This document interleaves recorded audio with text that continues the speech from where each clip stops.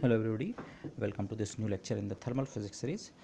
Last lecture में हमने कि थ्री डायमेंशनल सिस्टम में डेंसिटी ऑफ मोड्स का एक्सप्रेशन डिराइव किया था। ओके, बट अब क्वेश्चन ये है कि वो क्यों हम थर्मल फिजिक्स स्टडी कर रहे थे और हम मोड्स और डेंसिटी ऑफ मोड्स पे पहुंच गए। सो अब वो सारा जितना हमने कलेक्ट किया था और मैंने थोड़ा बोल्ट्जमैन डिस्ट्रीब्यूशन की बात की थी, वो सारे फैक्ट्स मैं अब यूज़ करने वाला हूँ to derive the energy density of cavity radiation. Energy density of cavity radiation, जिसको हम यू लैम्डा से रिप्रेजेंट करते हैं, और वैसे इसको और प्रॉपर्ली हमें स्पेक्ट्रल एनर्जी डेंसिटी कहना चाहिए। नोशन ये है, आपके पास कोई ब्लैक बॉडी है। ओके, ब्लैक बॉडी अगेन जो हमने एग्जांपल लिया है, ये जो इस तरह की अगर कोई कैविटी हो तो कैविटी में अगर कहीं पे होल है तो वहाँ से निकलने वाला रेडिएशन जो है वो ब्लैक बॉडी रेडिएशन की तरह बिहेव करता है ऑलमोस्ट। ओके, और उस ब्लैक बॉडी रेडिएशन को हम उसकी स्पेक्ट्रल एमिसिव पावर ई लैम्डा के टर्म्स में कैरेक्टराइज करते हैं। लेकिन अगर इस बॉक्स के अंदर जो रेडिएशन है उसके लिए जो क्वांटिटी हम डिफाइन करते हैं you lambda, spectral energy density, और यू लैम्डा और ई लैम्डा में एक इस तरह का रिलेशन होता है, C/4 का एक फैक्टर आता है। ओके दिस तो लेकिन इस कैविटी रेडिएशन का जो एनर्जी डेंसिटी है इसको थोड़ा और अच्छे से समझते हैं क्योंकि हमने इसको डिराइव करना है। ओके, हम जो यहाँ पे लेकिन डेरिवेशन करने वाले हैं ये क्लासिकल कैलकुलेशन, क्लासिकल आइडियाज़ के बेसिस पे हम ये कैलकुलेशन करने वाले हैं। क्लासिकल आइडियाज़ मतलब रफली आप सोच लीजिए 1900 से पहले जो फिजिक्स का नॉलेज था। ओके, और इसके बेसिस पे जो हम कैलकुलेशन करके जो हम यू लैम्डा या ई लैम्डा का जो एक्सप्रेशन डिराइव करेंगे उसे कहा जाता है Rayleigh Jeans law. Okay, classical formula for black body radiation भी आप इसे कह सकते हैं। Okay, classical expression this. तो ये कोई ब्लैक बॉडी है, ठीक है, जिस तरह की हम स्ट्रक्चर करते हैं, ये उसकी वॉल्स हैं। इस कैविटी को, इस ऑब्जेक्ट और इसके अंदर जो होल है, इसे हमने आइसोथर्मल कांस्टेंट टेम्परेचर पर मेंटेन कर रखा है। माना टेम्परेचर टी पे थर्मल इक्विलिब्रियम की कंडीशंस हैं और टेम्परेचर टी पे अगर हमने इसे मेंटेन कर रखा है तो उस टेम्परेचर पे इससे निकलने वाला स्पेक्ट्रल एमिसिव पावर को हम कंप्यूट कर सकते हैं। अगर हम उस समय इसके अंदर जो एनर्जी डेंसिटी है उसको कंप्यूट कर सकें, क्योंकि यू लैम्डा अगर मैं निकाल लूँगा तो सिंपली C/4 के फैक्टर से मल्टीप्लाई करके ई लैम्डा। ओके, तो दिस तो यू लैम्डा, तो ये यू लैम्डा क्या है इसको थोड़ा और बेटर समझते हैं। ये जो इसके अंदर, इस कैविटी के अंदर मैंने एक छोटा सी एक बॉक्स बनाया। ये बॉक्स एक्चुअली डिनोट कर रहा है यूनिट वॉल्यूम, 1/1/1 का साइज़। कोई ज़रूरी नहीं है या यूनिट वॉल्यूम, कोई ज़रूरी नहीं आप क्यूब शेप का ही लेते, आप किसी भी शेप का ले सकते थे, बट अगेन क्यूब के शेप लेने में डिस्कशन करना चीज़ें आसान हो जाती है। तो यही बॉक्स जो है मैंने इसे इनलार्ज करके दिखाया है। ये कैविटी के अंदर मौजूद कोई एक यूनिट वॉल्यूम है, कोई एक मतलब कोई ज़रूरी नहीं ये वाला हो, कहीं पर भी आप इस कैविटी के अंदर यूनिट वॉल्यूम लेंगे, डिस्कशन सेम अप्लाई होगा। तो जिस चीज़ को हम एनर्जी डेंसिटी कहते हैं of radiation, of cavity radiation, वो क्या है उसको इस तरह समझते हैं। ये कैविटी जो है इसके अंदर रेडिएशन फील्ड है। जब ये कैविटी की वॉल्स जो हैं किसी टेम्परेचर टी पे मेंटेन्ड हैं तो इस कैविटी के अंदर रेडिएशन मौजूद होता है। वो रेडिएशन कहाँ से आता है और उसका नेचर क्या होता है उसको मैंने डिस्क्राइब किया, पर होता क्या है बेसिकली वेरी सिंपली, वॉल्स जो है वहाँ से रेडिएशन का इमिशन और एब्जॉर्प्शन होता है। वेरी सिंपली आगे और डिटेल में देखेंगे। तो इमिशन और एब्जॉर्प्शन वॉल्स का हो रहा है और ये कैविटी क्लोज्ड है, आप इस होल को भी क्लोज कर सकते हैं। ठीक है, हम ऑब्जर्वेशन नहीं करना चाह रहे हैं इस रेडिएशन का, तो कैविटी रेडिएशन तो इसके अंदर फिर भी मौजूद है दिस। तो इस कैविटी के अंदर रेडिएशन मौजूद है, वॉल्स से रेडिएशन का इमिशन और साथ साथ एब्जॉर्प्शन भी होता है, तो अंदर रेडिएशन मौजूद है। तो cavity is filled with radiation, उसी को आप कैविटी रेडिएशन कहते हैं। और रेडिएशन मतलब इलेक्ट्रोमैग्नेटिक वेव्स, जिसे हम रेडिएशन कहते हैं, सामान्य भाषा में हम लाइट कहते हैं, वो बेसिकली इलेक्ट्रोमैग्नेटिक वेव है। क्लासिकल फिजिक्स में यही नोशन है, क्लासिकल फिजिक्स में लाइट एक इलेक्ट्रोमैग्नेटिक वेव है। ओके, 1900 से पहले जो वेव के बारे में हमारा जितना नॉलेज था वो वही था, जो मैक्सवेल्स की इक्वेशन जो है इलेक्ट्रोमैग्नेटिज्म की वो वगैरह जो डिस्क्राइब करती हैं। तो light is an electromagnetic wave, transverse electromagnetic wave आपने पढ़ा है पीछे। तो रेडिएशन मतलब वेव, और वेव के पास एनर्जी होती है, इलेक्ट्रोमैग्नेटिक वेव के पास, जिसे हम कहते हैं एनर्जी उसकी इलेक्ट्रोमैग्नेटिक फॉर्म में होती है। ठीक है, उसमें आप उसे इलेक्ट्रिक और मैग्नेटिक पार्ट्स में अलग अलग करके भी देख सकते हैं, या ओवरऑल बस पॉइंट ये है रेडिएशन के पास एनर्जी होती है। तो अगर इस बॉक्स के अंदर रेडिएशन है, जो हम वो कर चुके हैं, कैविटी के अंदर रेडिएशन है, तो कैविटी में मैं कहीं पे भी एक छोटा सी डब्बा प्लेस करूंगा यूनिट वॉल्यूम, तो उसके अंदर भी कुछ रेडिएशन किसी समय पे मौजूद होगा, तो उस रेडिएशन के पास कुछ एनर्जी है, तो उसीलिए so this unit box carries some electromagnetic energy. इसलिए इस यूनिट बॉक्स के अंदर हर इंस्टेंट ऑफ टाइम पे कुछ इलेक्ट्रोमैग्नेटिक एनर्जी है। ये सोचिए, मैं कह इस बॉक्स के अंदर का रेडिएशन ऐसे ही दिखा रहा हूँ, इन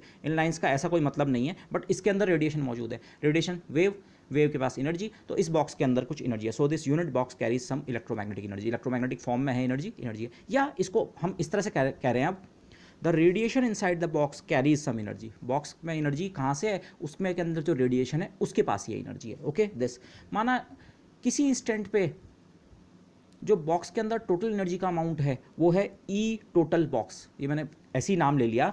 टोटल इस बॉक्स के अंदर total amount of energy E total, और बॉक्स बॉक्स इसलिए लिख रहा हूँ, अगर हम दूसरा कोई वॉल्यूम लें तो उसके अंदर अमाउंट ऑफ एनर्जी डिफरेंट होगी, तो इस बॉक्स के अंदर टोटल अमाउंट ऑफ जो यूनिट वॉल्यूम है उसके अंदर कुछ अमाउंट ऑफ एनर्जी है ई टोटल। लेकिन ये जो टोटल एनर्जी है जिसको मैंने इससे रिप्रेजेंट किया ई टोटल बॉक्स से, this total energy is shared या कैरीड बाई मैनी या ऑल वेवलेंथ्स। क्या मतलब है इस चीज़ का? वेवलेंथ या फ्रीक्वेंसी जो भी आप समझें, ये जो रेडिएशन है ये केवल एक वेवलेंथ का नहीं है, इनफैक्ट ये कैविटी रेडिएशन है।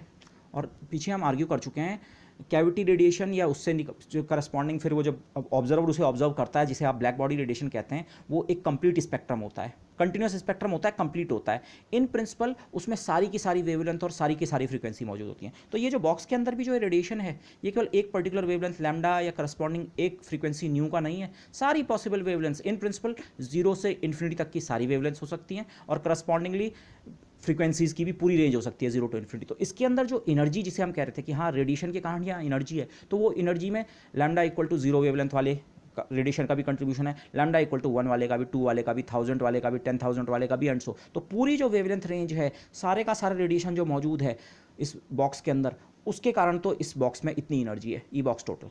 ओके, तो ये यही चीज़ मैंने लिखी, नाउ दिस टोटल एनर्जी, ये जो ये एनर्जी है is shared by all wavelengths, बल्कि आप ऑल समझिए, इन प्रिंसिपल 0 से इन्फिनिटी तक सारी वेवलेंस हो सकती है। This in principle lambda can run from 0 to infinity, continuous spectrum है, कंप्लीट स्पेक्ट्रम है, all those things.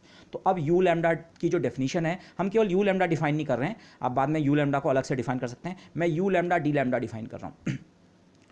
The energy with in this unit volume, ये जो छोटा सी बॉक्स जिसकी साइड 1x1x1 की है, जिसका वॉल्यूम 1 है, the energy with in this unit volume, और खुद ये यूनिट वॉल्यूम कैविटी के अंदर है, ये डब्बा बाहर नहीं है, कैविटी के अंदर है। ओके, दिस और भी आप इसमें क्वालिफायर्स फिर ले सकते हैं, cavity which is maintained at temperature T वगैरह वगैरह वगैरह, but energy with in unit volume carried by radiation in the wavelength range lambda plus d lambda.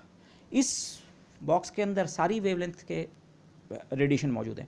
आप एक टाइम पे केवल कंसंट्रेट कीजिए इसके अंदर जो लैम्डा प्लस डी लैम्डा वाला रेडिएशन है, माना आप क्वालिटेटिवली सोचिए वही बॉक्स है, इसके अंदर इतना सारा रेडिएशन मौजूद है, लेकिन आप इसमें से केवल लैम्डा वेवलेंथ वाला रेडिएशन देख रहे हैं, तो केवल ये रेडिएशन कितनी एनर्जी कैरी कर रहा है। और जब मैं लैम्डा कहता हूँ, लैम्डा का अगेन मतलब ये है, लैम्डा से लेकर लैम्डा प्लस डी लैम्डा, एक छोटी सी वेवलेंथ विंडो में का जो रेडिएशन है वो कुल मिला के इस बॉक्स के अंदर कितनी एनर्जी किसी इंस्टेंट पे कैरी कर रहा है, तो उस एनर्जी को हम रिप्रेजेंट करेंगे you lambda into D lambda से। तो अगर आप यू लैम्डा को डिफाइन करना चाह रहे हैं तो डी लैम्डा से आप डिवाइड कर दें, तो फिर आप पर यूनिट वेवलेंथ यहाँ पे एक शब्द ले आएंगे। ओके, दिस तो क्योंकि ये एनर्जी यूनिट वॉल्यूम के अंदर है, इसलिए इसे एनर्जी डेंसिटी इसलिए कहा गया है। ओके, यूनिट वॉल्यूम के अंदर जो एनर्जी है, लेकिन सारे रेडिएशन की नहीं, केवल उस रेडिएशन की जो लैम्डा से लेकर लैम्डा प्लस डी लैम्डा के बीच का है।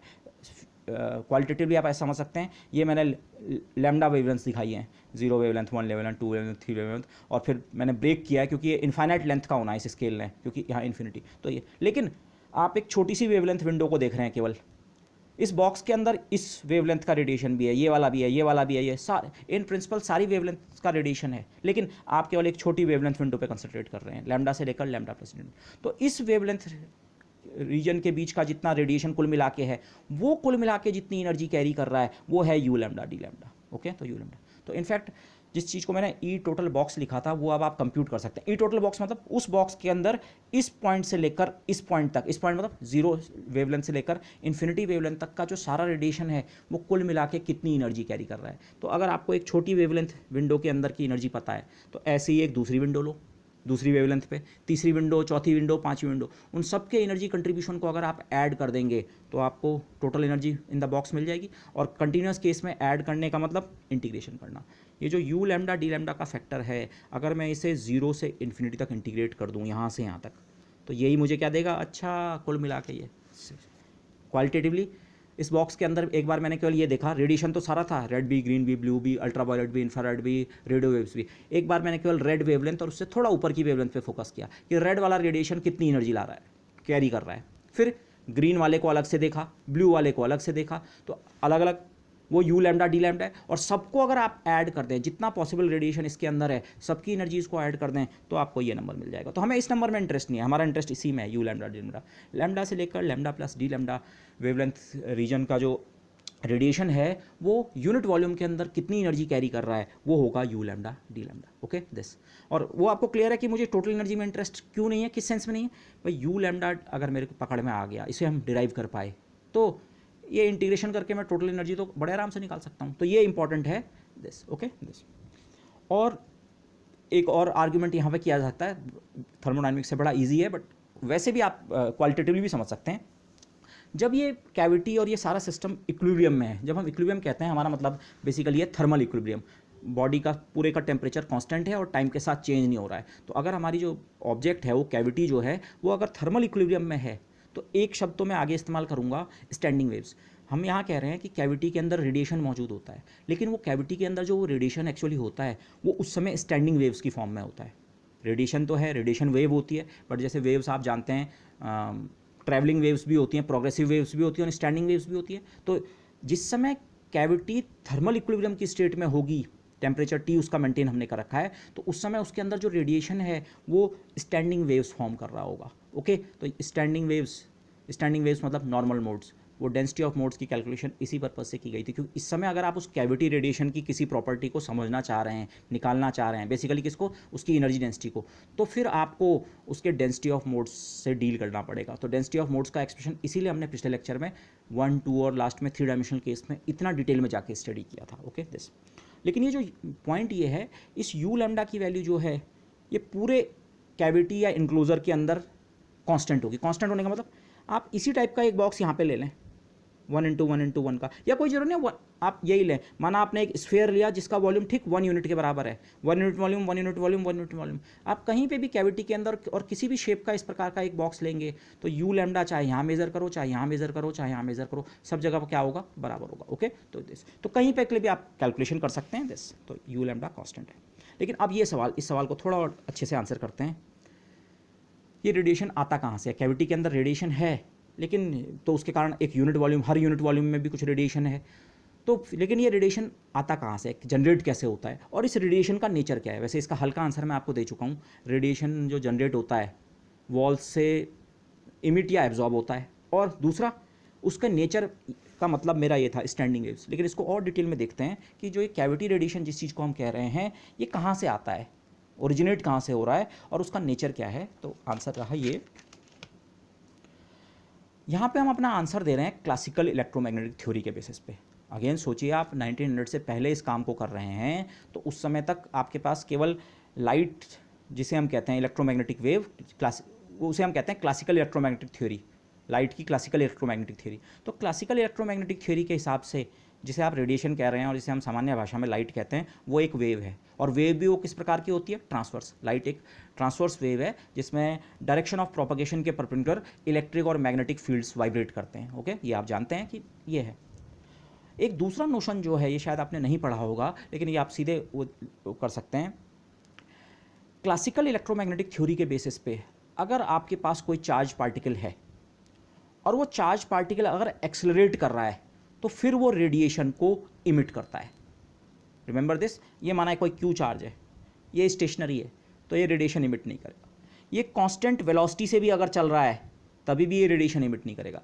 पर अगर ये एक्सेलरेट हो रहा है, या डी एक्सेलरेट भी हो सकता है, हाई स्पीड से जा रहा है और ग्रेजुअली स्लो हो रहा है, अगर ये एक्सेलरेट कर रहा है तो चार्ज पार्टिकल रेडिएशन इमिट करता है।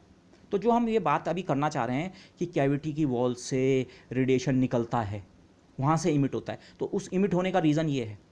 आपको बहुत डिटेल में जाने की जरूरत नहीं है, पर हो क्या रहा है, वॉल्स के अंदर चार्ज है और वो चार्ज किसी तरह से एक्सेलरेशन में है, और क्योंकि वो एक्सेलरेट है चार्ज, तो वो रेडिएशन को क्या कर रहा है, इमिट कर रहा है। इससे ज़्यादा आपको यहाँ पे समझने की जरूरत नहीं है। सिंपली एक क्लासिकल इलेक्ट्रोमैग्नेटिक थ्योरी का रिजल्ट है कि चार्ज पार्टिकल एक्सेलरेट करता है, तो फिर ये जो वॉल्स के अंदर हम कह रहे हैं वॉल्स से रेडिएशन का इमिशन होता है, उसी से कैविटी रेडिएशन बनता है। तो कैविटी रेडिएशन का रीज़न ये है। इसको थोड़ा और बेटर समझें, और बेटर भी मैं नहीं कहूँगा, एक्चुअली सिचुएशन ये है, मैं पहले इस चीज़ को समझ लेते हैं फिर मैं बात करता हूँ। There are walls in the oscillator. जब ये थ्योरी बनाई गई, जिसे हम रेले जीन्स लॉ कहेंगे, तो ये इसे आप एजम्पशन ऑफ द थ्योरी कह सकते हैं। वो जो कैविटी है, जो इस तरह की आपकी कैविटी है, उसकी जो दीवारें हैं, वॉल्स जो हैं, उनमें ऑसिलेटर्स हैं। ऑसिलेटर का मतलब है हमारा हार्मोनिक ऑसिलेटर्स। हार्मोनिक ऑसिलेटर मतलब मैथमेटिकली इस तरह का सिस्टम, स्प्रिंग सिस्टम से कोई चार्ज जुड़ रखा है। अब ये दीवारों के अंदर स्प्रिंग से चार्ज नहीं जुड़ रखे हैं, लेकिन मैथमेटिकली उसके वो दीवारें जिस भी मटेरियल की बनी हैं उनका बिहेवियर ऑसिलेटर की तरह है। नोशन ये है, क्योंकि देखो एग्जैक्ट नेचर ऑफ मैटर तो 1900 के आसपास तक उतना क्लियर भी नहीं था।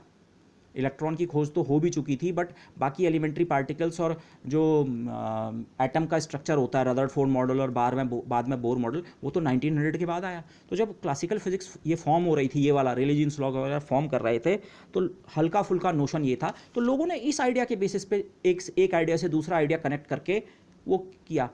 और इवन जब ये थ्योरी दी गई तो सब कुछ बहुत क्लियर नहीं था। ओके, तो हम भी उसी तरह से वर्क करेंगे कि जितना हमारा आइडिया है उनको रफली ज्वाइन करते हुए हम एक पिक्चर बनाने की कोशिश करते हैं कि कैविटी के अंदर रेडिएशन इस्टेब्लिश कैसे हो रहा है। तो सिचुएशन ये है, कैविटी जो है वो जिस भी मटेरियल की बनी है, अगर आप वहाँ पे एटम शब्द ना भी इस्तेमाल करना चाहें, कैविटी जिन भी कंस्टिट्यूएंट से बनी है वो कंस्टिट्यूएंट बेसिकली ऑसिलेटर्स की तरह बिहेव कर रहे हैं।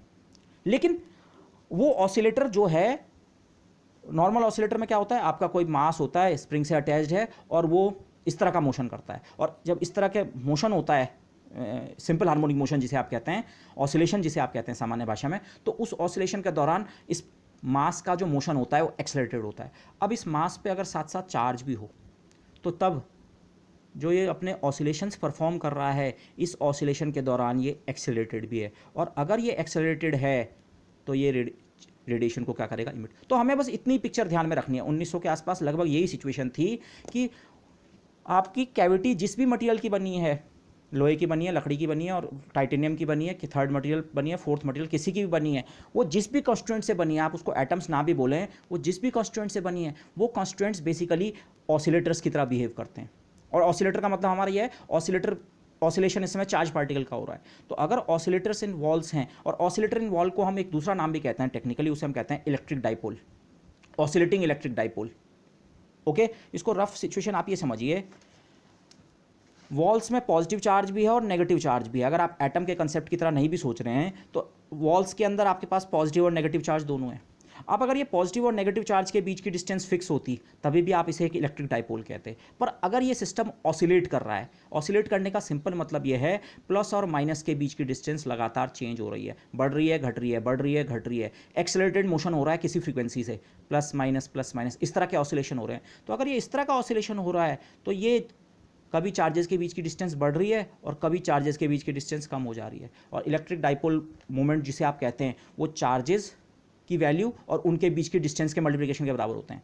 तो जब ये चार्ज ऑसिलेट कर रहा है, ऑसिलेटर इन वॉल का हमें केवल इसी तरह का कुछ कंसेप्ट रखना है दिमाग में, बल्कि ये फिगर भी आपको नहीं बनाना है, ये तो मैंने ऐसे ही बना दिया, लेकिन नोशन कुछ इस तरह का दिमाग में रखना है। अच्छा, वॉल्स में चार्जेस जो हैं वो इस तरह से कुछ ऑसिलेशन कर रहे हैं। तो फिर जो इलेक्ट्रिक डाइपोल मूवमेंट है, ये एक इलेक्ट्रिक डाइपोल है, इसका डाइपोल मूवमेंट टाइम के साथ चेंज हो रहा है, अभी बढ़ गया फिर कम हो गया। क्यों? इलेक्ट्रिक डाइपोल मूवमेंट होता है, चार्ज की वैल्यू तो चेंज नहीं हो रही है, केवल डिस्टेंस बढ़ और घट रही है। तो क्योंकि डिस्टेंस घट बढ़ रही है तो डाइपोल मूवमेंट क्या होगा, चेंज। तो इसी चीज़ को हम कहते हैं हमारे पास एक ऑसिलेटिंग इलेक्ट्रिक डाइपोल है। तो वॉल्स में उस समय जो आइडिया कंसीव किया गया कि ये रेडिएशन आता कहाँ से है, बेसिकली वॉल्स में आपके पास ऑसिलेटिंग इलेक्ट्रिक डाइपोल है। और ऑसिलेटिंग इलेक्ट्रिक डाइपोल अगर आपके पास होता है तो क्योंकि ऑसिलेटिंग इलेक्ट्रिक डाइपोल मतलब चार्ज का एक्सेलरेशन है, तो चार्ज का एक्सेलरेशन है तो रेडिएशन क्या होगा, एमिट होगा। ओके, लेकिन अब पॉइंट यहाँ पे और आता है, अगर आप अब हम इस आइडिया से भी इस आइडिया पे अगर आ जाएं कि आपके पास वॉल्स में ऑसिलेटिंग इलेक्ट्रिक डाइपोल्स हैं,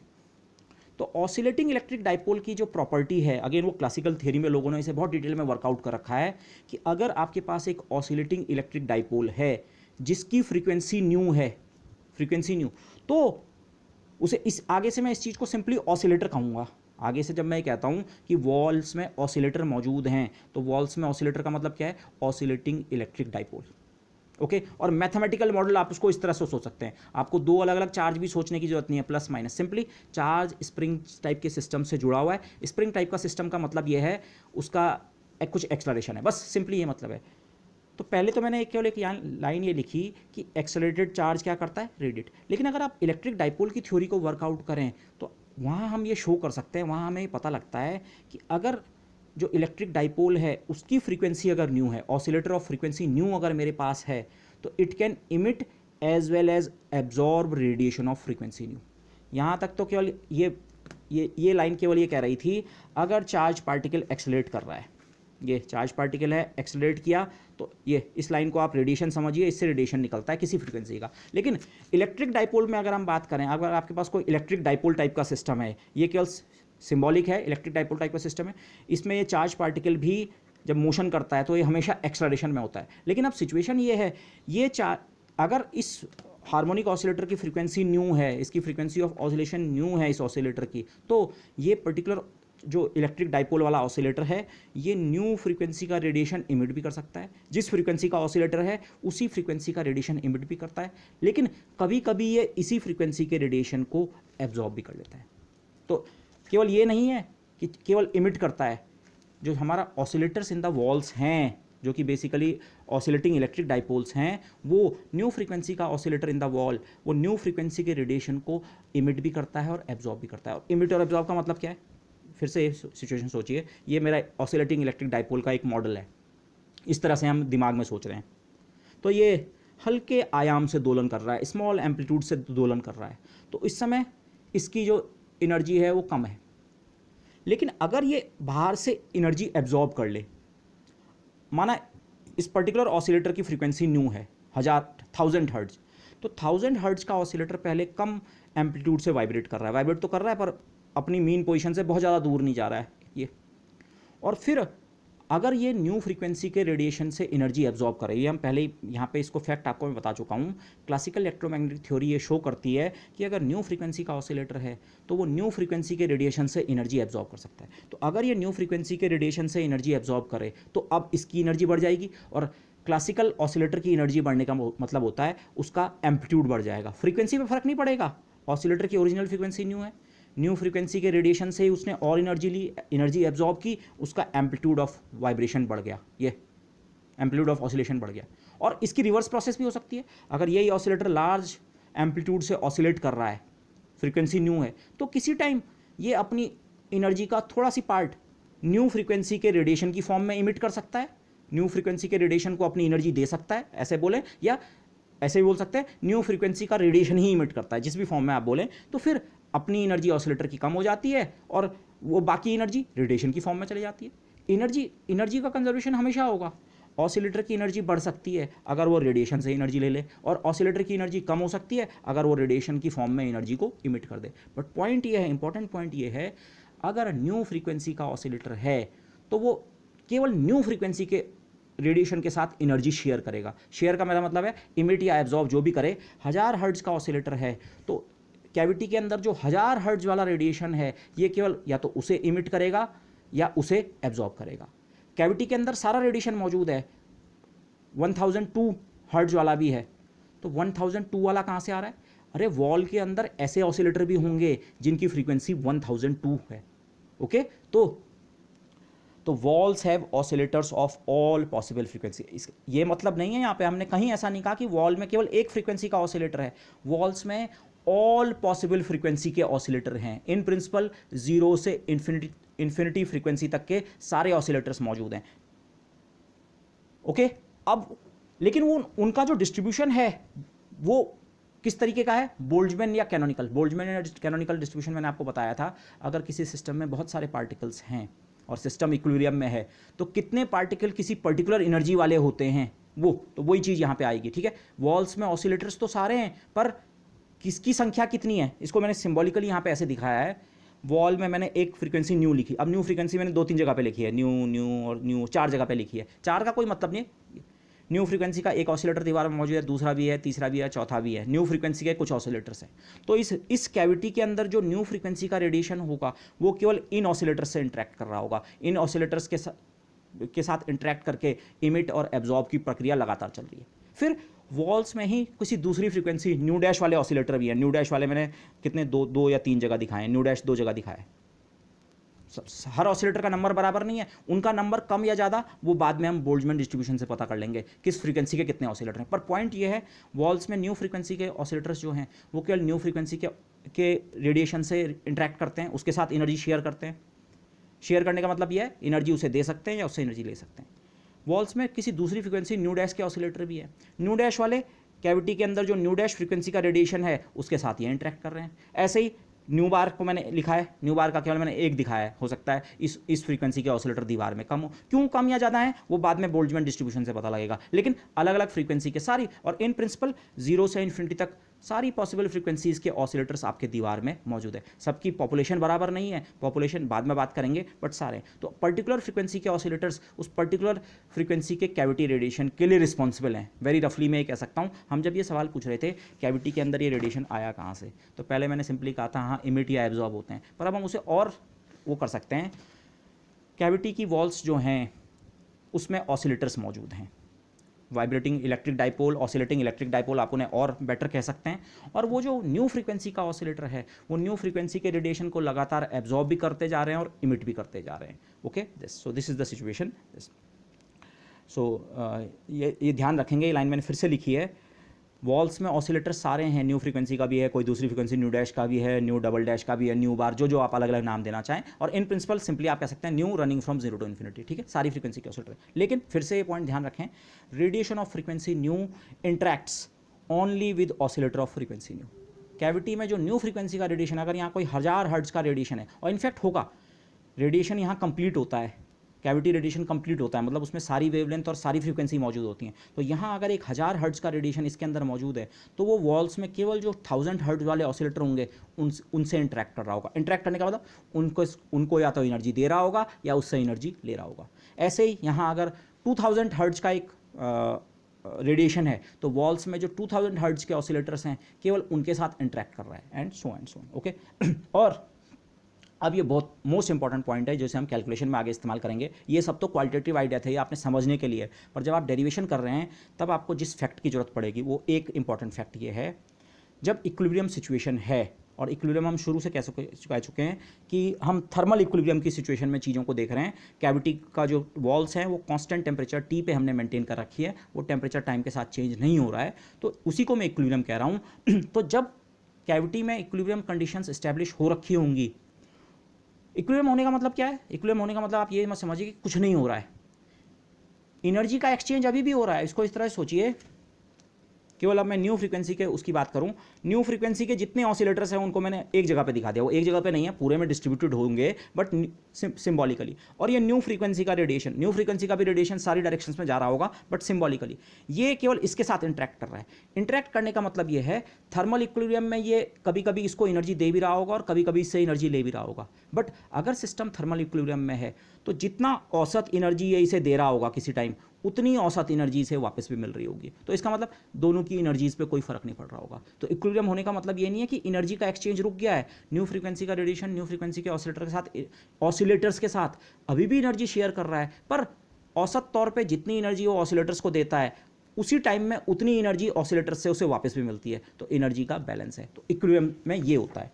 लेकिन उससे ज़्यादा जो इंपॉर्टेंट फैक्ट है, और इसे मैं डायरेक्टली आपको दे रहा हूँ, the average energy of radiation of frequency nu is equal to the average energy of oscillator of frequency nu. ये वॉल्स के अंदर सारी फ्रीक्वेंसी के रेडिएशन मौजूद हैं, आप केवल न्यू फ्रीक्वेंसी के रेडिएशन पे कंसंट्रेट कर रहे हैं, वो भी सारी डायरेक्शंस में जा रहे होंगे। बट अब आप बात करें औसत तौर पे जो न्यू फ्रीक्वेंसी का रेडिएशन है उसके पास कितनी एनर्जी है, तो उसका आंसर ये है इक्विलिब्रियम कंडीशन में न्यू फ्रीक्वेंसी के रेडिएशन की औसत एनर्जी उतनी होगी जितनी न्यू फ्रीक्वेंसी के ऑसिलेटर की है। ओके, मैं आपको इसका कल क्वालिटेटिव प्रूफ दूंगा, ठीक है, मैं एग्जैक्ट प्रूफ नहीं कर रहा हूं। थोड़ी देर के लिए सोचिए, माना न्यू फ्रीक्वेंसी के ऑसिलेटर की एनर्जी ज़्यादा है, न्यू फ्रीक्वेंसी के रेडिएशन की एनर्जी न्यू फ्रीक्वेंसी के ऑसिलेटर से ज़्यादा है। माना मैंने जस्ट ऐसी नंबर लिख दिए 3 और 1। अब ये सही तरीका नहीं है बट क्वालिटेटिवली समझिए, न्यू फ्रीक्वेंसी का रेडिएशन न्यू फ्रीक्वेंसी के ऑसिलेटर से इंटरेक्ट तो कर रहा है, इसके साथ एनर्जी शेयर तो कर रहा है, कभी इसे एनर्जी देता है कभी इससे एनर्जी ले लेता है, बट इसकी एवरेज एनर्जी ज़्यादा है और इसकी एवरेज एनर्जी कम है। तो ये कंडीशन इक्विलिब्रियम की नहीं होगी। होगा क्या, इनके इंटरेक्शन के कारण ये आपस में एनर्जी को शेयर करके लास्ट में इस स्टेट पे आ जाएंगे। कुल मिला के इन पे 4 यूनिट एनर्जी है, 2 यूनिट इस पे और 2 यूनिट इस पे। जो वो 3 और 1 वाली कंडीशन थी वो इक्विलिब्रियम की कंडीशन हो ही नहीं सकती है। इक्विलिब्रियम कंडीशन में न्यू फ्रीक्वेंसी का रेडिएशन औसत तौर पे जितनी एनर्जी रख रहा है उतना ही न्यू फ्रीक्वेंसी का ऑसिलेटर भी। माना ये 1000 हर्ट्ज वाले ऑसिलेटर्स हैं, 1000 हर्ट्ज वाला रेडिएशन की एवरेज एनर्जी 2 है, तो 1000 हर्ट्ज वाले ऑसिलेटर की भी एवरेज एनर्जी कितनी होगी, 2। माना कोई दूसरी वेवलेंथ है, दूसरी फ्रीक्वेंसी है 3000 हर्ट्ज, माना 3000 वाले हर्ट्ज वाले ऑसिलेटर्स जो दीवार में हैं उनकी हमने एवरेज एनर्जी कंप्यूट की और वो 5 यूनिट्स के बराबर बनी। तो यहाँ से हमें पता चल जाएगा अगर इक्विलिब्रियम है तो कैविटी के अंदर जो 3000 हर्ट्ज वाला रेडिएशन है इसकी एवरेज एनर्जी भी कितनी होगी 5. Okay, so this is the most important point. Radiation walls में जो ऑसिलेटर्स हैं उनके कारण आ रहा है. न्यू फ्रीक्वेंसी का रेडिएशन केवल न्यू फ्रीक्वेंसी के ऑसिलेटर के साथ इंटरेक्ट करता है, और उसी के कारण न्यू फ्रीक्वेंसी के रेडिएशन की जिसे हम एवरेज एनर्जी कह रहे हैं वो न्यू फ्रीक्वेंसी के ऑसिलेटर की एवरेज एनर्जी के बराबर होगी. ये स्टेटमेंट क्यों ज़रूरी है? क्योंकि हमें ज़रूरत तो इसकी है. जब मैं एनर्जी डेंसिटी ऑफ रेडिएशन निकाल रहा हूँ, मुझे रेडिएशन की एवरेज एनर्जी की ज़रूरत पड़ेगी, पर एक्चुअली हम इस चीज़ को कंप्यूट करने के बजाय इसे कंप्यूट करेंगे. इसे हम कंप्यूट कर लेंगे तो हमें ये भी पता चल जाएगा. ओके, दस. और लास्ट में एक नोशन और है, इसको मैंने कहीं डायरेक्टली वैसे यूज़ नहीं करना है, बट आप स्टैंडिंग मोड से खुद ही से कनेक्ट करने की कोशिश कर सकते हैं आइडिया को. इक्विलिब्रियम कंडीशन में जो कैविटी के अंदर वो रेडिएशन है, जो इलेक्ट्रोमैग्नेटिक वेव है, इलेक्ट्रोमैग्नेटिक वेव्स जिनके कारण वो कैविटी रेडिएशन बन रहा है, ओके, सारी पॉसिबल फ्रीक्वेंसी, सारी पॉसिबल वेवलेंथ्स के, they exist as standing waves. उस समय वो वेव्स का जो पैटर्न है वो स्टैंडिंग वेव पैटर्न है. स्टैंडिंग वेव का सिंपली मतलब अगर मैं कहूँ इलेक्ट्रोमैग्नेटिक वेव के लिए, बाउंड्री पे डिस्प्लेसमेंट जीरो है. ओके, तो ये, लेकिन ये लाइन लिखनी जरूरी क्यों थी? इसका मतलब ये है, हम इक्विलिब्रियम सिचुएशन में ही सिस्टम को देख रहे हैं, तो उस समय वो इलेक्ट्रोमैग्नेटिक वेव्स जो हैं वो स्टैंडिंग वेव्स हैं. स्टैंडिंग वेव्स मतलब नॉर्मल मोड्स. आपको इस समय इलेक्ट्रोमैग्नेटिक वेव्स के केवल नॉर्मल मोड्स की चिंता करनी है. आप ये गणना करना चाह रहे हैं ये रेडिएशन कितनी एनर्जी कैरी कर रहा है इस समय, किसी पर्टिकुलर वेवलेंथ रेंज का या जो भी है, ये कितनी एनर्जी कैरी कर रहा है. तो पहले आपको ये पता करना पड़ेगा वो अमाउंट ऑफ रेडिएशन कितनी है, कितना रेडिएशन की अमाउंट है, और फिर उस रेडिएशन की एवरेज एनर्जी क्या है. इनफैक्ट ये मेरे अगले उसमें कर रखा है. ये मैंने अगेन एक सिंबॉलिक पिक्चर दिखाया है. वॉल्स में ऑसिलेटर्स हैं. ये डार्क ब्लैक लाइन को आप किसी फ्रीक्वेंसी या किसी वेवलेंथ का रेडिएशन समझिए. ये अपने पर्टिकुलर फ्रीक्वेंसी के ऑसिलेटर के साथ इंटरेक्ट करके इमिट हो रहा है. इस पॉइंट पे हो सकता है इसमें से कुछ पार्ट एब्जॉर्ब हो गया और बाकी पार्ट रिफ्लेक्ट, जिसे आप रिफ्लेक्ट बोल रहे थे, अब आप उसे इमिशन भी सोच सकते हैं. इस ऑसिलेटर ने इसे एब्जॉर्ब किया और उसमें से कुछ पार्ट को छोड़ दिया. तो रिफ्लेक्शन के बजाय आप उस प्रोसेस को अब ऐसे कहिए, ये ऑसिलेटर्स के साथ इंटरेक्ट करके ये एनर्जी एब्जॉर्ब और इमिट हो रही है अलग अलग डायरेक्शंस में. ऐसे ही मैंने बाकी कलर्स के पेन यूज़ किए हैं. ब्लैक कलर की पतली लाइन, ये डिफरेंट फ्रीक्वेंसी को डिनोट करने के लिए. ये रेडिएशन यहाँ पे अपने फ्रीक्वेंसी के ऑसिलेटर से इंटरेक्ट किया, इमिट हुआ, कुछ पार्ट यहाँ पे एब्जॉर्ब हुआ, फिर इमिट हुआ, फिर एब्जॉर्ब हुआ, ऐसे ही तीसरा चौथा चौथा. तो फिर इस बॉक्स के अंदर जो हमने यूनिट वॉल्यूम, जब अब की बार मैंने इस लाल डब्बे से दिखाया, इसके अंदर कुछ रेडिएशन मौजूद है. तो जो मैंने शुरू से डिस्कशन किया था, अब आप फिर से समझ सकते हैं. हमने कैविटी के अंदर एक यूनिट वॉल्यूम सोचा था और हमने कहा था इस यूनिट वॉल्यूम के अंदर लैम्डा से लेकर lambda plus d lambda wavelength तक का रेडिएशन कुछ एनर्जी कैरी कर रहा है. तो अब हम ये समझ पाए हैं कि वो रेडिएशन आ कहाँ से रहा है, कहाँ से जनरेट हो रहा है. ओके, और अब हमारे पास एक स्ट्रेटजी भी है कि मैं ये कैलकुलेट कर सकूँ कि लैम्डा से लेकर lambda plus d lambda wavelength region का जो रेडिएशन है इस बॉक्स के अंदर, वो कितनी एनर्जी कैरी कर रहा है, जिसे हम यू लैम्डा डी लैम्डा लिखेंगे. Energy carried by the radiation inside this unit volume by the radiation in the wavelength range lambda two lambda plus d lambda. और उसी चीज़ को आप फ्रीक्वेंसी के टर्म में भी एक्सप्रेस कर सकते हैं. Energy density as a function of lambda, energy density as a function of frequency. करने का तरीका वही होगा, यू लैम्डा डी लैम्डा को यू न्यू डी न्यू, ये निकल आएगा तो ये भी निकल आएगा. और आप इसे बाकी की फॉर्म में भी लिख सकते हैं, यू के डी के और बाकी वो. तो ये कैलकुलेट कैसे करेंगे, लेकिन बेसिकली ये है इस बॉक्स के अंदर, यूनिट बॉक्स के अंदर लैम्डा से लेकर लैम्डा प्लस डी लैम्डा का रेडिएशन कितनी एनर्जी कैरी कर रहा है, भाई यही तो है. तो इसको कैलकुलेट कैसे करेंगे? Amount of radiation. अब अमाउंट शब्द बहुत क्वालिटेटिव शब्द है, इसीलिए मैंने इसको ये कर रखा है, विद इन कोट्स लिखा है. लेकिन पहले हमें ये पता करना है इस बॉक्स के अंदर लैम्डा से लेकर लैम्डा प्लस डी लैम्डा का कितना रेडिएशन मौजूद है, उसकी मात्रा कितनी है. और मात्रा से हमारा मतलब है मोड्स. लैम्डा से लेकर लैम्डा प्लस डी लैम्डा के कितने मोड्स एग्जिस्ट करते हैं इस बॉक्स के अंदर. और अगर आपको डेंसिटी ऑफ मोड्स की डेफिनेशन ध्यान हो, उसमें हम यूनिट वॉल्यूम की बात करते हैं, वॉल्यूम से डिवाइड करते हैं यूनिट वॉल्यूम. तो यूनिट वॉल्यूम, तो ये जो जिसे मैंने अमाउंट ऑफ रेडिएशन लिखा है, कितनी मात्रा में न्यू से लेकर, अब मैं कैलकुलेशन, हाँ मैं इसको पहले कैलकुलेट करूँगा. इनफैक्ट यहाँ पे कैलकुलेशन हम फ्रीक्वेंसी के टर्म में करेंगे, क्योंकि ऑसिलेटर के साथ हम फ्रीक्वेंसी ही एसोसिएट कर सकते हैं. ऑसिलेटर के लिए आप वेवलेंथ की बात नहीं कर सकते हैं. ऑसिलेटर जो वॉल्स में ऑसिलेटर हैं वो कोई वेव नहीं है, वो केवल सिंपल हार्मोनिक मोशन है. तो सिंपल हार्मोनिक मोशन के लिए आप फ्रीक्वेंसी की बात तो कर सकते हैं, लेकिन वेवलेंथ की बात ऐसे एटलीस्ट डायरेक्टली तो नहीं कर सकते हैं. तो इसलिए इसे हम फ्रीक्वेंसी, रेडिएशन के लिए तो मैं फ्रीक्वेंसी की बात भी कर सकता हूँ, वेवलेंथ की बात भी कर सकता हूँ, लेकिन हम ऑसिलेटर, हमने अपनी कैलकुलेशन रेडिएशन के बजाय वॉल्स के ऑसिलेटर के लिए करनी है बाद में इसके आधार पे। तो ऑसिलेटर को हम फ्रीक्वेंसी से डील करेंगे, इसलिए रेडिएशन को भी अभी हम फ्रीक्वेंसी से डील करेंगे। बाद में इस एक्सप्रेशन की मदद से यू न्यू डी न्यू अगर मैं निकाल लूँगा तो यू लैम्डा डी लैम्डा वहाँ से निकाल लूँगा। Okay this. तो पहले मुझे पता करना है न्यू से लेकर न्यू प्लस डी न्यू जो छोटी सी फ्रीक्वेंसी विंडो है उसके बीच कितना अमाउंट ऑफ रेडिएशन इस बॉक्स के अंदर मौजूद है। और उसका मतलब मेरा ये है, टेक्निकल लैंग्वेज में, ये नॉन टेक्निकल लैंग्वेज थी, कितने मोड्स एग्जिस्ट करते हैं न्यू से लेकर न्यू प्लस डी न्यू के बीच इस छोटे से बॉक्स में। और वही चीज़ क्या होती है, density of modes. Rho nu into d nu, rho nu तो डेंसिटी ऑफ मोड्स हुआ, उसे डी न्यू से मल्टीप्लाई कर दें तो कुल आपको पता चल जाएगा कितने मोड्स न्यू से लेकर न्यू प्लस डी न्यू के इस बॉक्स के अंदर एग्जिस्ट कर सकते हैं। तो ये अमाउंट ऑफ रेडिएशन, और फिर आप उसे मल्टीप्लाई करेंगे average energy of the radiation of frequency new. वो न्यू से लेकर न्यू प्लस डी न्यू का, माना एक केवल ऐसी मैं एग्जांपल लूँ, माना न्यू से लेकर न्यू प्लस डी न्यू के 50 रेडिएशन मौजूद हैं। अब ये बहुत गलत वोकेबलरी में यहाँ पे इस्तेमाल कर रहा हूँ, बट से 50 अमाउंट ऑफ रेडिएशन मौजूद है न्यू से लेकर न्यू प्लस डी न्यू का। तो फिर उनकी एनर्जी कितनी है, हमें तो एनर्जी की कैलकुलेशन करनी है, कुल मिला के वो कितनी एनर्जी कैरी कर रहा है। तो फिर आपको पता लगना चाहिए जो 50 रेडिएशंस मौजूद हैं उनमें से हर एक औसत कितनी एनर्जी कैरी कर रहा है। माना उनमें से हर एक की औसत एनर्जी 2 के बराबर है, तो टोटल एनर्जी न्यू से लेकर ड्यू प्लस डी न्यू की हो जाएगी 50 × 2। तो हमें ये दो नंबर्स का मल्टीप्लिकेशन करके ये फैक्टर मिलेगा जो हम एनर्जी डेंसिटी को कंप्यूट करना चाहते हैं। Amount of radiation between new and new plus D new in this box, ये कंप्यूट करना है और इसे मल्टीप्लाई करना है by the average energy of radiation of frequency new. New frequency का जो रेडिएशन है उसकी औसत ऊर्जा कितनी है, क्योंकि ये सारा का सारा रेडिएशन एक बहुत छोटी विंडो में है, न्यू से लेकर न्यू प्लस डी न्यू। तो इस सब की एनर्जी को आप न्यू की एनर्जी के बराबर से इवेल्युएट कर लेंगे। और क्वांटिटेटिवली इसका मतलब क्या है, ये मैंने यहाँ पे एक 2 जो लिखा है ये फैक्टर इंपॉर्टेंट है, लेकिन अभी इसे भूल जाइए। जो हमें करना है, इसीलिए मैंने इक्वल टू नहीं लिखा, density of modes in 3D, 3 dimensional system में डेंसिटी ऑफ मोड्स का एक्सप्रेशन आपको ये बताएगा। ओके, इनफैक्ट केवल डेंसिटी ऑफ मोड्स नहीं, डेंसिटी ऑफ मोड तो केवल ये होता है रो न्यू इंटू डी न्यू। कितने मोड्स, डेंसिटी ऑफ मोड्स के बजाय मुझे इसे नंबर ऑफ मोड्स लिखना चाहिए था।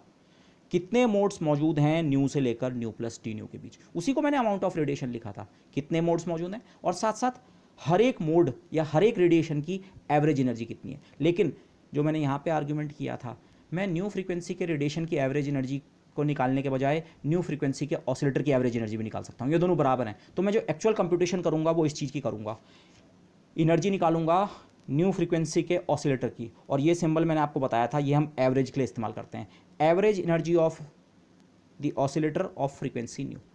तो अगर मैं ये नंबर और ये नंबर निकाल दूँ और इनको मल्टीप्लाई कर दूँ, और साथ में मुझे एक 2 का फैक्टर भी लेना पड़ेगा, वो क्यों मैं आगे बताता हूँ, बट ये दो नंबर अगर मल्टीप्लाई कर दूँ तो मेरे को यू न्यू डी न्यू या यू लैम्डा डी लैम्डा का एक्सप्रेशन मिल जाएगा। ये हम पहले ही कंप्यूट कर चुके हैं। 3 डायमेंशन में डेंसिटी ऑफ मोड्स का एक्सप्रेशन अगर न्यू के टर्म में लिखूँ 8 pi nu square d nu upon c cube, ये हम कैलकुलेट कर चुके हैं। मुझे केवल ये निकालना है और मेरे को आपको ये 2 का फैक्टर जस्टिफाई करना है। So let's go about this. Density of modes हम पहले ही कैलकुलेट कर चुके हैं, इसीलिए वो पिछले लेक्चर हमने इसीलिए किए थे डेंसिटी ऑफ मोड्स के। This 4 pi nu square d nu upon c cube. अगर मैं न्यू के टर्म में 3 डायमेंशन में डेंसिटी ऑफ मोड्स का एक्सप्रेशन वहाँ से देखूँ पिछले लेक्चर से, वो ये है। इसको एक 2 से अभी मल्टीप्लाई करना है, क्यों करना है अभी बताता हूँ। ऑसिलेटर न्यू फ्रीक्वेंसी का जो है उसकी एनर्जी, लेकिन कौन सी, एवरेज एनर्जी, वो मुझे कंप्यूट करनी है। ये कंप्यूट मैं कैसे करूँगा, जो बोल्ट्जमैन डिस्ट्रीब्यूशन है, it can be use, can be बल्कि गलत है, will be used. Boltzmann distribution जो मैंने आपको बताया था उसकी मदद से हम ये निकाल लेंगे कि वॉल्स में जो ऑसिलेटर हैं उसमें से न्यू फ्रीक्वेंसी का जो ऑसिलेटर हैं, या ऑसिलेटर्स, न्यू फ्रीक्वेंसी के भी बहुत सारे हो सकते हैं, लेकिन न्यू फ्रीक्वेंसी के जो ऑसिलेटर्स हैं उनकी एवरेज एनर्जी कितनी है। दोस्तों ये नंबर हम अब बाद में कंप्यूट करेंगे नेक्स्ट लेक्चर में प्रॉब्ली। तो यू न्यू डी न्यू का जो एक्सप्रेशन है जो मुझे निकालना है, एनर्जी डेंसिटी बॉक्स के अंदर मुझे निकालनी है, वो simply rho nu d nu density of modes into ये density of modes for standing EM waves. हमने किसी जनरल वेव के लिए डेंसिटी ऑफ मोड्स का एक्सप्रेशन निकाला था ये वाला, अब की बार मुझे ईएम वेव्स के लिए अप्लाई करना है। तो ईएम वेव भी एक तरह की वेव ही है, लेकिन इलेक्ट्रोमैग्नेटिक वेव होती है एक ट्रांसवर्स वेव, ये ऑल इंपॉर्टेंट फीचर है। तो उसकी डेंसिटी ऑफ मोड्स जो है उसमें इस फैक्टर के अलावा एक 2 का फैक्टर और आएगा। तो इलेक्ट्रोमैग्नेटिक वेव के लिए रो न्यू डी न्यू का एक्सप्रेशन जो है वो 4 pi nu square d nu upon c cube into 2, इसलिए ये। लेकिन ये 2 आया क्यों, ये 2 है basically the 2 polarization states for any given k. Light आपको पता है, लाइट इलेक्ट्रोमैग्नेटिक वेव है और लाइट में इलेक्ट्रिक और मैग्नेटिक फील्ड्स का वाइब्रेशन होता है। तो अगर माना कोई इलेक्ट्रोमैग्नेटिक वेव इस डायरेक्शन में जा रही है, जिस डायरेक्शन में कोई वेव जाती है वो होती है के वेक्टर की डायरेक्शन, वेव वेक्टर जिसे आप कहते हैं उसकी डायरेक्शन, ये के, माना इसे आप सचमुच के वेक्टर सोचिए, तो के वेक्टर के करस्पॉन्डिंग जो हमने कैलकुलेशन की थी 2 डायमेंशन या 3 डायमेंशनल स्पेस में डेंसिटी ऑफ मोड्स की काउंटिंग के की मदद से हमने की थी कि एक के करस्पॉन्डिंग कितने मोड्स होते हैं वगैरह वगैरह वगैरह, वो हम कर चुके हैं। बट अब लाइट जो कि एक इलेक्ट्रोमैग्नेटिक वेव है, उसके लिए सिचुएशन में क्या है, अगर कोई लाइट बीम इस तरफ को जा रही है तो उसके इलेक्ट्रिक फील्ड का वाइब्रेशन या तो हो सकता है इस प्लेन में हो या हो सकता है इसके परपेंडिकुलर प्लेन में हो, क्योंकि इलेक्ट्रिक फील्ड का वाइब्रेशन पे केवल एक कंडीशन होती है कि उसे के परपेंडिकुलर होना चाहिए। तो के परपेंडिकुलर 2 इंडिपेंडेंट डायरेक्शंस होती हैं जिन्हें आप सामान्य भाषा में एक्स पोलराइज लाइट और वाई पोलराइज लाइट कहते हैं। और कोई ज़रूरी नहीं है ये एक्स और वाई पोलराइज लाइट ही हों, ये सर्कुलरली पोलराइज लाइट भी हो सकती है, एक डायरेक्शन में और अपोजिट डायरेक्शन में, क्लॉकवाइज एंड एंटी क्लॉकवाइज जो भी। लेकिन पॉइंट ये है, लाइट क्योंकि एक ट्रांसवर्स वेव होती है तो for a given direction of propagation, given direction of propagation मतलब के वेक्टर के लिए उसके एक्चुअली 2 पोलराइजेशन एग्जिस्ट करते हैं। 2 पोलराइजेशन का मतलब ये सोचो, आपको एक आ गया के फ्रीक्वेंसी का रेडिएशन दिखाओ, तो आपने के फ्रीक्वेंसी का एक रेडिएशन इस पोलराइजेशन के साथ दिखाया, माना ये इस तरह से सिंबॉलिकली, और दूसरा उसी के वैल्यू के साथ आपका एक रेडिएशन इस फॉर्म में भी एग्जिस्ट कर सकता है। ये क्यों इंपॉर्टेंट है, जब मैंने आपको मोड्स बताया था शुरू में, जिसकी हम काउंटिंग करके डेंसिटी ऑफ मोड्स वगैरह निकालते हैं, मोड का मतलब क्या होता है, सिस्टम के पास एनर्जी रखने का एक तरीका। तो माना मैं एक सिंगल रेडिएशन सोच रहा था कि हाँ के फ्रीक्वेंसी का एक रेडिएशन है, लेकिन लाइट के केस में अगर आप के को फिक्स भी कर दें तभी भी लाइट 2 तरह से एग्जिस्ट कर सकती है, या तो इस तरह के पोलराइजेशन में या इस तरह के पोलराइजेशन में। तो अगर केवल आपने के पे रिस्ट्रिक्शन लगाई है तो ये दोनों रेडिएशन एग्जिस्ट करेंगे, तो ये भी एक मोड है, ये भी एक मोड है, ये भी एनर्जी कैरी कर सकता है, ये भी एनर्जी कैरी कर सकता है। मोड्स की क्वालिटेटिव डेफिनेशन मैंने आपको दी थी, सिस्टम कितनी तरह से अपने पास एनर्जी रख सकता है। तो अगर के वेवलेंथ है या के वेव वेक्टर है तो अभी तक आप सोच रहे थे हाँ एक वेव होगी, सिस्टम अपने पास एक तरीके से एनर्जी रख पाएगा। पर लाइट क्योंकि ट्रांसवर्स वेव है और कोई भी ट्रांसवर्स वेव में पोलराइजेशन का फीचर होता है 3 डायमेंशन में, तो पोलराइजेशन के कारण बेसिकली एक के करस्पॉन्डिंग 2 मोड्स होते हैं। तो हमें अपनी कैलकुलेशन में बाकी कुछ नहीं करना है, बाकी वो के बेस्ड कैलकुलेशन जो थी वो ठीक है, लेकिन हर फैक्टर को हमने 2 से मल्टीप्लाई कर देना है। ओके, तो जो लाइट के लिए जो अप्रोप्रिएट डेंसिटी ऑफ रेडिएशन का एक्सप्रेशन है वो ये है 8 pi nu square d nu upon c cube. कोई जनरल वेव हो जिसमें पोलराइजेशन एग्जिस्ट नहीं करता है, तब 3 डायमेंशन में डेंसिटी ऑफ मोड्स का expression 4 pi nu square upon D nu upon, और तब सी के बजाय वी लिखेंगे नॉर्मली। कोई अन्य वेव है तो उसकी वेलोसिटी वी क्यूब, लाइट के लिए वेलोसिटी v की जगह c और 2 का फैक्टर एक्स्ट्रा। तो सिंपली ये 2 का फैक्टर जो है it comes to the 2 polarization states of the electromagnetic wave. Okay, आप उन्हें एक्स वाई पोलराइजेशन भी समझ सकते हैं, और कोई जरूरी नहीं है एक्स वाई पोलराइजेशन ही आप समझें, उन्हें सर्कुलरली और एंटी सर्कुलरली पोलराइज लाइट भी आप समझ सकते हैं, बट दो this. So the ways of keeping energy for every wavelength या फ्रीक्वेंसीज ट्वाइस। किसी भी वेवलेंथ के लिए आप पहले सोचते थे अच्छा इतने मोड्स हैं, एक्चुअली मोड्स का नंबर उसका दुगना है, तो this. So rho lambda d lambda या रो न्यू डी न्यू या रो के डी के जो हमने एक्सप्रेशन निकाले थे, मैंने उन्हीं को कॉपी किया है, हर किसी को एक्चुअली 2 से मल्टीप्लाई कर दिया है। तो फॉर इलेक्ट्रोमैग्नेटिक वेव्स और इन 3D, लेकिन वैसे 3D लिखने की जरूरत नहीं है, 2 डायमेंशन में इलेक्ट्रोमैग्नेटिक वेव्स उस फॉर्म में नहीं हो सकती हैं। रिमेंबर इलेक्ट्रोमैग्नेटिक वेव में आपको ध्यान होगा वैक्यूम में जब हम बात करते हैं आपको 3 अलग अलग डायरेक्शंस की जरूरत पड़ती है। एक किस डायरेक्शन में वेव ट्रैवल कर रही है के, एक उसके परपेंडिकुलर डायरेक्शन जहां इलेक्ट्रिक फील्ड है, और एक डायरेक्शन तीसरी जो इन दोनों के परपेंडिकुलर है जहां मैग्नेटिक फील्ड है। इलेक्ट्रोमैग्नेटिक वेव में ई बी और के आपस में परपेंडिकुलर होते हैं, तो 3 डायमेंशन में ही आप इलेक्ट्रोमैग्नेटिक वेव की बात कर सकते हैं। ओके, तो इसलिए ये लिखना जरूरी भी नहीं था। बट इलेक्ट्रोमैग्नेटिक वेव के लिए जो हमने डेंसिटी ऑफ मोड्स के एक्सप्रेशन चाहे लैम्डा के फंक्शन के रूप में या न्यू के फंक्शन के रूप में या के फंक्शन के रूप में कैलकुलेट किए थे, उन सबको 2 से मल्टीप्लाई कर देंगे। 2 the factor of 2 comes due to the 2 independent polarization states for a given k. Okay, this. तो यही वो चीज़ है जो मैं यहाँ पे कैलकुलेट कह रहा हूँ, मुझे इसको और इसको मल्टीप्लाई करके बनाना मिल जाएगा हमें। तो ये फैक्टर जो है ये हमें तैयार है, ये है, यही है अमाउंट ऑफ रेडिएशन। क्वालिटेटिवली जिसे मैंने अमाउंट ऑफ रेडिएशन कहा था वो यही है, amount of radiation inside the cavity in equilibrium between, अगर आप वेवलेंथ के टर्म में बात कर रहे हैं तो ये एक्सप्रेशन, फ्रीक्वेंसी के टर्म में बात कर रहे हैं तो ये, के टर्म में बात कर रहे हैं तो ये वाला एक्सप्रेशन, पर यूनिट वॉल्यूम के अंदर डेंसिटी ऑफ मोड्स का एक्सप्रेशन अगर पिछले लेक्चर में आपको दिखाऊं, ये लास्ट में ध्यान है, ये वी का फैक्टर से हम डिवाइड करते हैं, के टर्म में निकाला है कितने मोड पर यूनिट के एग्जिस्ट कर रहे हैं, but per unit physical volume. तो यहाँ तो हम शुरू से ही ये लेके चले हैं, हम पूरी कैविटी के अंदर मोड्स की काउंटिंग और एनर्जी की कैलकुलेशन नहीं कर रहे हैं, कैविटी के अंदर एक यूनिट वॉल्यूम। ओके, तो इस बॉक्स के अंदर ये वही कैविटी के अंदर ये एक छोटा सी बॉक्स था, छोटा मतलब यूनिट वॉल्यूम वो दिस। तो उसमें कितनी मात्रा मौजूद है रेडिएशन की, जिसे हम अमाउंट ऑफ रेडिएशन कह रहे थे, तो क्वालिटेटिवली लैम्डा से लैम्डा प्लस डी लैम्डा तक का कितना रेडिएशन मौजूद है, इतना। फ्रीक्वेंसी के टर्म में पूछें, न्यू से लेकर न्यू प्लस डी न्यू का कितना रेडिएशन इस बॉक्स के अंदर मौजूद है, इतना। के से लेकर के प्लस डी तक का कितना रेडिएशन इस बॉक्स के अंदर मौजूद है, इतना। तो अब अगर मुझे उस रेडिएशन की एवरेज एनर्जी भी पता लग जाए तो मैं यू लैम्डा या यू न्यू को कंप्यूट कर सकता हूँ। तो that comes in the next lecture. So इस लेक्चर को प्लीज़ क्लियरली देख लें। अगले लेक्चर में तो हम 2-3-4 स्टेप्स, इजी मैथमेटिकल स्टेप्स करके ये एवरेज एनर्जी कंप्यूट करेंगे। ये मैं कंप्यूट कर चुका हूँ, दिस इनटू दिस करके हमारा एनर्जी डेंसिटी का एक्सप्रेशन आ जाएगा और वही हमारा बनेगा Rayleigh Jeans law. Okay, so that comes in the next lecture. Thank you everybody.